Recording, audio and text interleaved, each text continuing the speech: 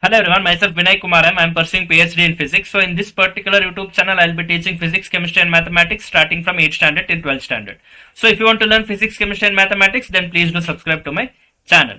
So in my previous videos, I was actually explaining the exercise questions which were there in the 11th chapter of 9th standard science subject, that was on sound.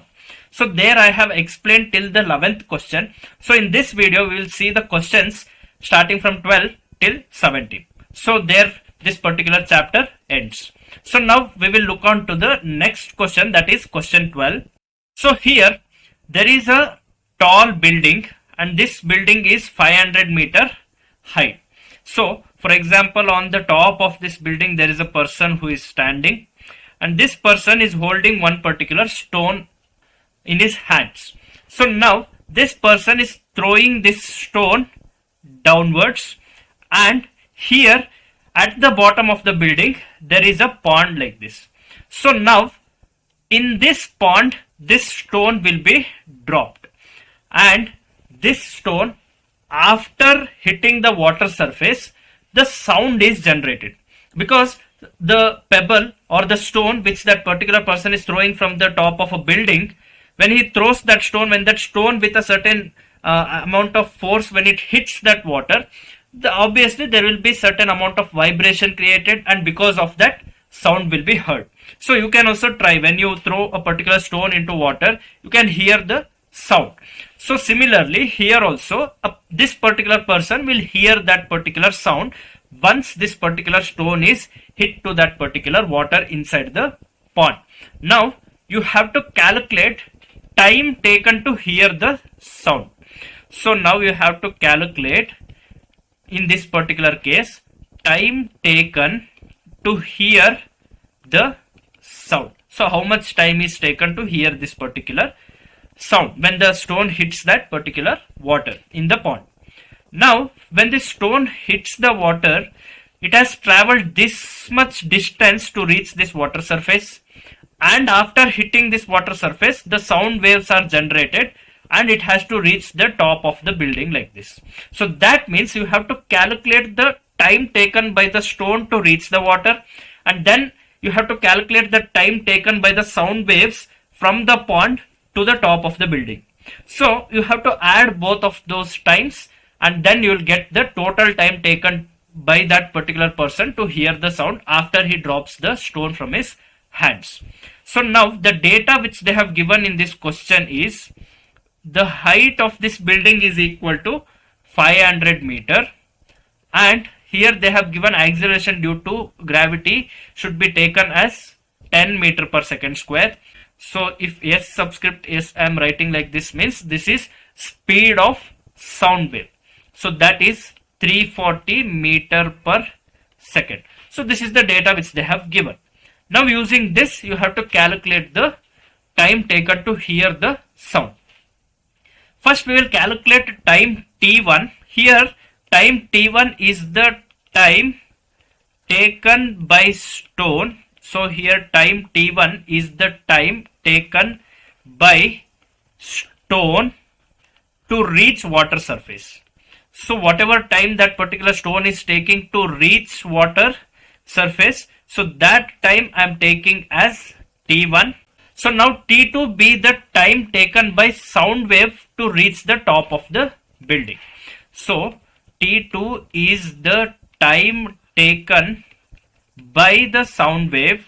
So t2 is the time taken by the sound wave to reach the top of building.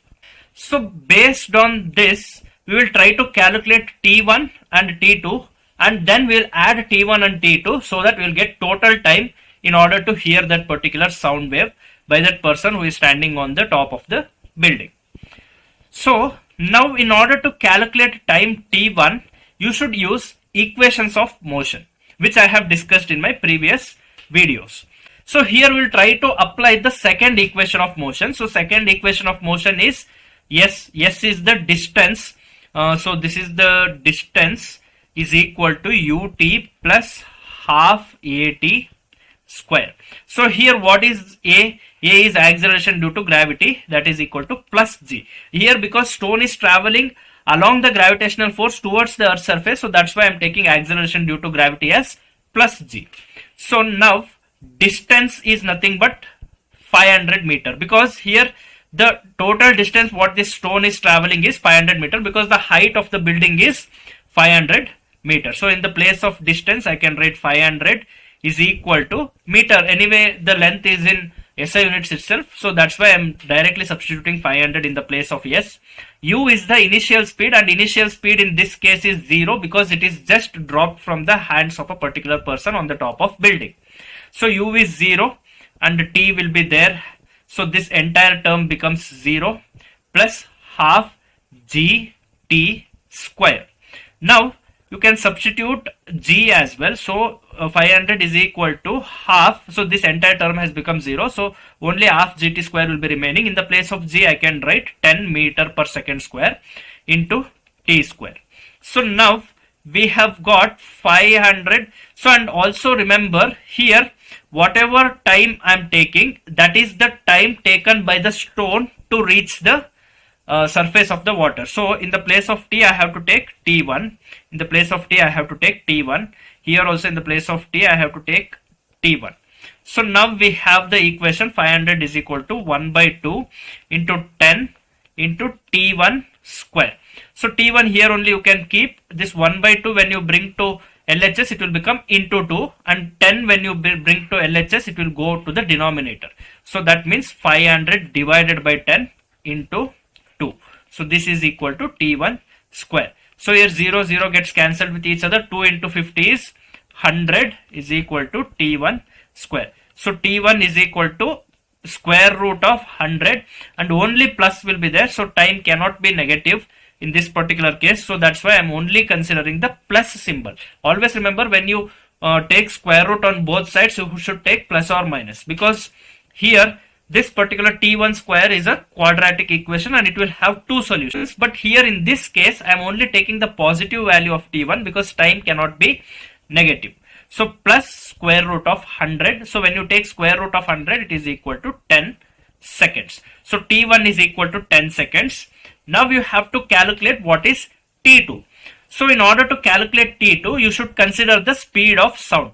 So what is the speed of sound? So I have taken S subscript S as speed of sound. So S subscript S is equal to, here they have given 340 meter per second as the speed of sound, and the distance what this sound has to travel is equal to 500 meter, because the sound wave which is produced at the surface of the water has to reach the top of the building. So that means it has to travel 500 meter long. So distance is 500 meter. Now we know that speed of a sound wave can be written as d by t, that is distance by time. So this t is nothing but t2, because t2 is the time taken by the sound wave to travel the top of the building, to travel towards the top of the building.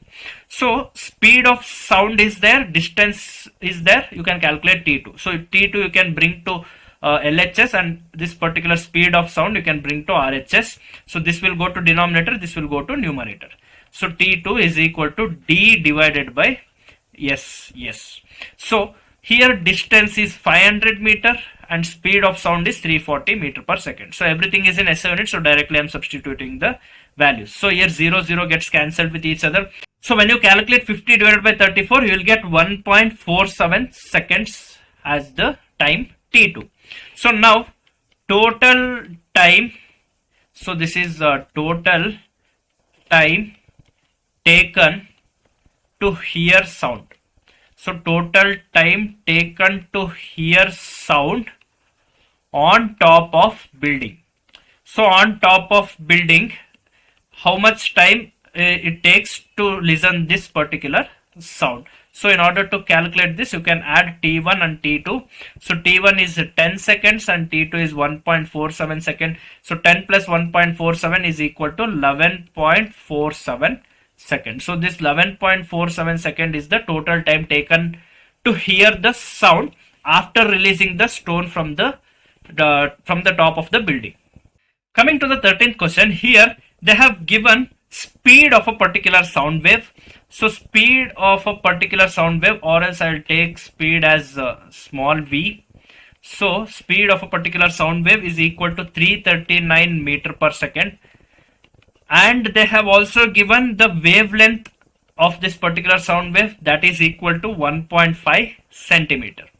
Now you have to calculate what is the frequency. Frequency is nu. So we all know velocity is equal to, or speed of a sound wave is equal to lambda times nu. So lambda is 1.5 centimeter. Centi means it is 10 power minus 2. So 1.5 into 10 power minus 2 into nu. You don't know what is nu, so you can just write nu as it is. Now you can bring this 1.5 into 10 power minus 2 to LHS. So that is V divided by 1.5 into 10 power minus 2 is equal to nu. So now we are getting nu is equal to V divided by 1.5 into 10 power minus 2. So V, we know that 339 meter per second is given. So 339 divided by 1.5 into 10 power minus 2. So when you do 339 divided by 1.5, you will get 226. So 226, and this 10 power minus 2, when it is brought to numerator, it becomes 10 power plus 2. So 10 power 2. So nu is equal to 226 into 10 power 2 hertz, or nu is equal to 22,600 hertz. So here we got frequency of this sound wave as 22,600 hertz, and human audible range is 20 hertz to 20 kilohertz, that is 20,000 hertz. So this is the human hearing range frequency. So in this particular frequency range, that is from 20 hertz to 20,000 hertz, if the frequency is there of a particular sound wave, then only human beings can hear that particular sound. So here this is the human audible range. So this is human audible frequency. So human can hear this particular sound wave if the frequency is in between 20 hertz to 20,000 hertz. So human audible range. So here you can clearly see 22,600 hertz is more than 20,000 hertz. So that means this particular sound wave cannot be heard by human beings. So that's why here in this question they have asked, will it be audible? So they have not mentioned whether will it be audible by human beings or not. Assuming that in the question they are asking for human beings, we can claim that the answer for this question as no. No, this particular sound wave is not audible by human beings. No, sound is not audible by human beings. There are some animals which can hear this particular sound. Human beings only cannot hear this sound, because here in the question they have not asked properly. They have asked, will it be audible? Will it be audible by whom? Who will hear this particular sound? They should mention, will it be audible by human beings? Then the answer would be no. So here I am assuming that they are asking for human beings. So by assuming that, I am giving you the answer that no, this particular sound wave which has 22,600 hertz frequency is not audible by human beings. So coming to the 14th question, here they have asked, what do you mean by reverberation? So in my previous video I have explained what do you mean by reverberation, and I have also explained how this particular reverberation can be reduced. So in brief, I'll just explain. In a particular room, in a particular big hall, if a sound is generated by a source, so the sound wave travel and hits a particular surface, and again it gets reflected from that surface and it's another particular surface, and again it gets reflected from this surface and it's another surface, and again from this surface it reflects and it's another surface like this, and again it, so like this it goes on reflecting until the sound wave's energy is lost. So until the energy of a particular sound wave is lost, this particular multiple reflection of sound wave will be happening inside the room, and this phenomena can be known as reverberation.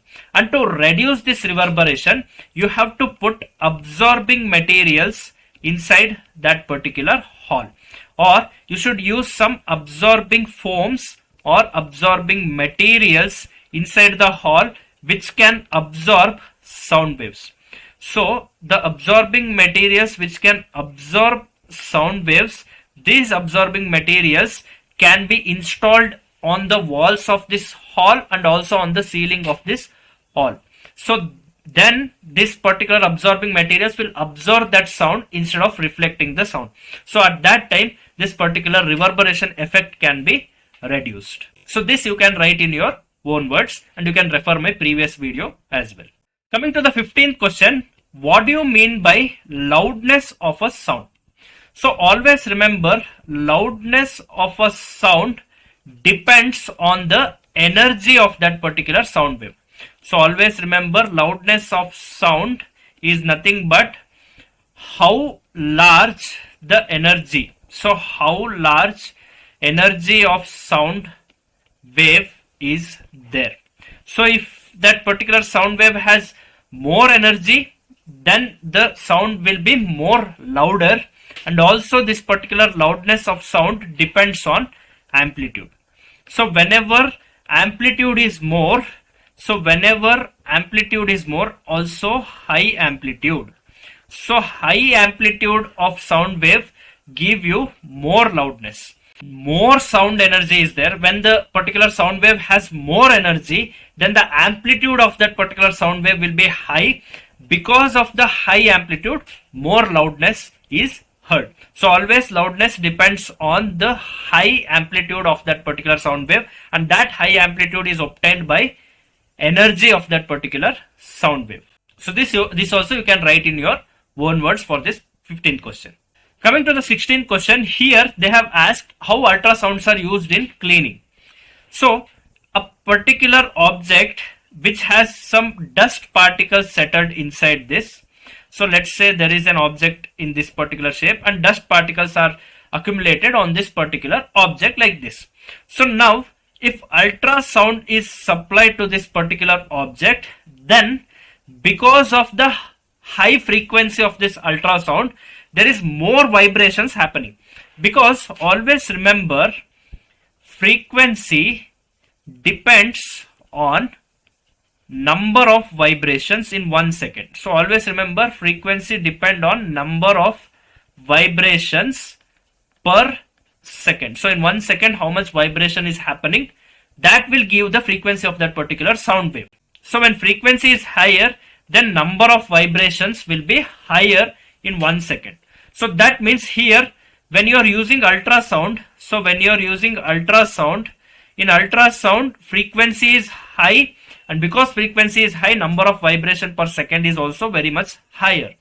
Because number of vibration of that particular sound wave is higher, this initiates certain amount of fine vibration inside this particular object, which will disturb the particles which are stuck on this particular object, and these particles will be detached from this particular object, and thereby the object will be get rid of this particular dust particles which has got attached on that object. So that means here ultrasound, because of its high frequency, there will be more number of vibrations per second. Because there is more number of vibrations per second, when this high frequency sound wave is supplied to an object which is having dirt on it, then because of more number of vibrations, because of high frequency, the vibrations generated by this ultrasound will detach the dirt particles which are attached to that particular object. So thereby you can clean the object very well using this particular ultrasound waves. Coming to 17th question, here they have asked how defects are detected in a particular metal block. So how defects are detected in a metal block using ultrasound. So when ultrasound is supplied to this particular metal block, so for example, if you have a big metal block like this, and in between this metal block, let's say there is a defect like this. So now ultrasound is passed through this particular metal block like this. So when ultrasound is passed through this metal block, on the other side of metal block there will be a detector kept like this. So here there is a detector which is kept, which can detect these ultrasounds.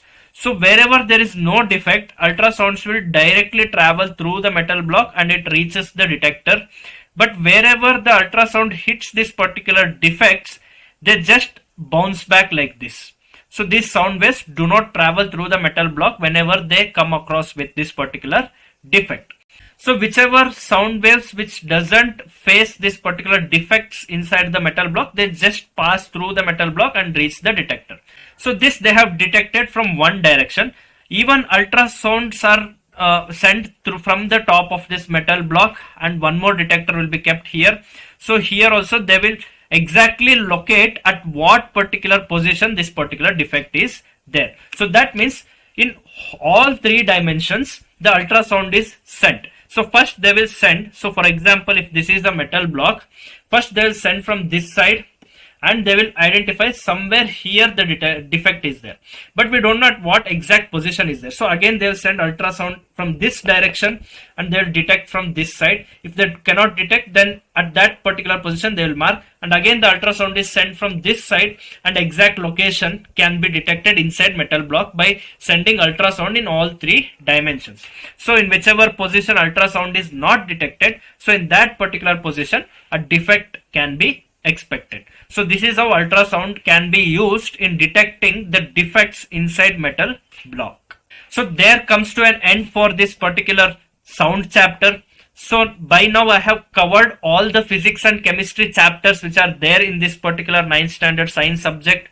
So the mathematics which is there, the mathematics subject which is there in this particular 9th standard, so that I'll be covering in my next videos. So from my next video I'll be teaching 9th standard mathematics. So if you want to learn more physics, chemistry and mathematics like this starting from 8th standard till 12th standard, then you have to subscribe to my channel. Please do subscribe to my channel and stay tuned with my channel. Thank you. And remember, from my next video I'll be starting the 9th standard mathematics.